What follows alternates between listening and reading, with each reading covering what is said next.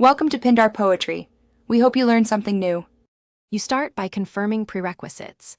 SSMS 21 installed, latest SQL Server engine reachable, and admin rights on your machine. Now launch SQL Server Management Studio, and when prompted, type the server name exactly. Choose Windows Authentication for integrated login or SQL Server authentication when required. Once done, expand databases in Object Explorer to verify connectivity. Make sure to pin SSMS if you'll repeat tasks. It saves time and prevents credential. You connect to a database and begin exploring. Expand the server node, then databases, and click the target database to set context. Next, open a new query window. Notice the drop-down that shows the active database. Change it if needed.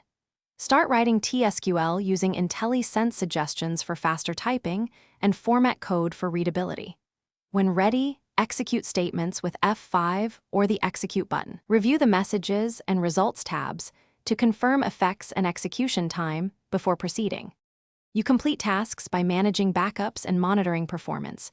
Right-click the database, choose Tasks, and then Backup to create a full backup. Save the back file to a secure path. Use Activity Monitor and Query Store to identify slow queries and plan indexes. Export query results or save scripts for repeatable work. If something goes wrong, open the SQL Server error log and Messages pane first to see errors. That single check often points you to authentication, permissions, or path issues to correct quickly. Thanks for watching.